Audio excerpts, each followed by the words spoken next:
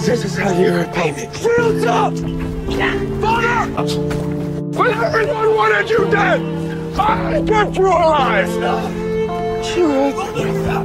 You hurt me, brother. You have to retreat! And this is how you repay my love! Bro! Bro! One must always think the worst, Ragnar.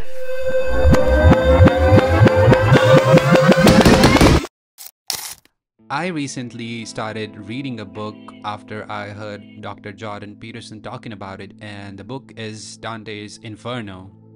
And in this book there are mentioned 9 circles of hell in which people are there for various things like lust, greed, violence, and fraud.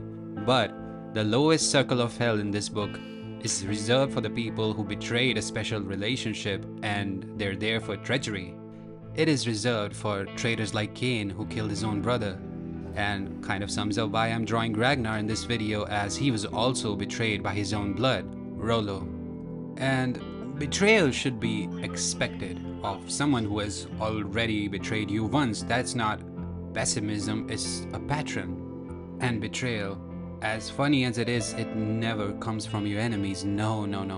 It comes from the people you trust. It comes from the people you have done countless things for. It comes from the people who you love deeply.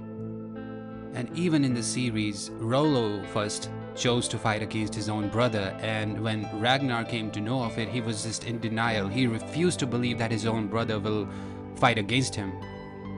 And it's so relatable even to me, as the handful of times that I've been betrayed in my life by my friends or anyone else, my first reaction was always that I just went into denial mode, and I was like, nah, you're not serious. I just didn't take it serious. I thought they were joking, or they were trying to get me jealous or something. I don't know why I would do that, but that's what my first reaction has always been, because I trusted you completely. I have loved you, even if you're a friend, I have loved you and I've trusted you and I've forgiven you for the unforgiving things that you've done.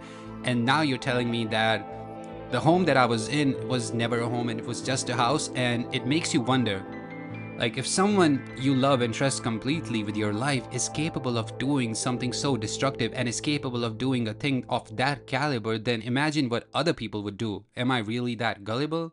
Like, am I also going to carry this onwards towards the relationships that I'm forging now after you've betrayed me? But then again, let me ask you this. When was the last time that you were betrayed by someone you deeply trusted?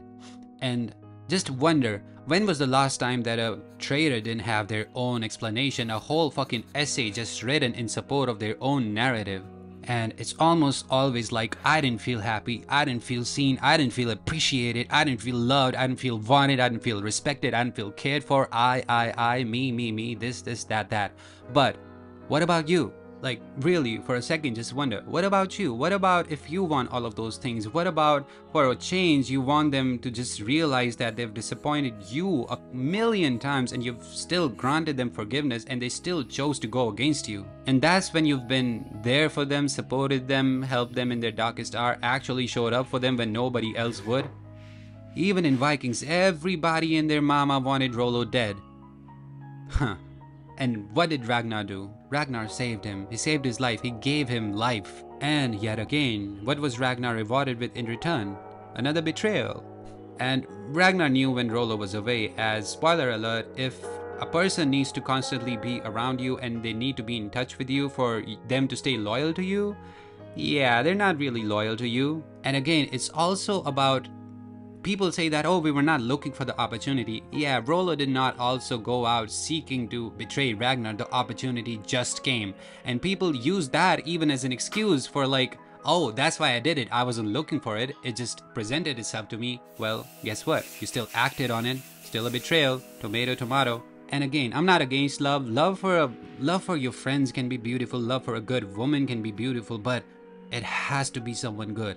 It cannot be love for someone who's going to stab you the second they get an option, because I've seen that in some cases where love can really transform itself into a deeper kind of a hate. Remember how Ragnar looked at the end when he was about to kill Rollo?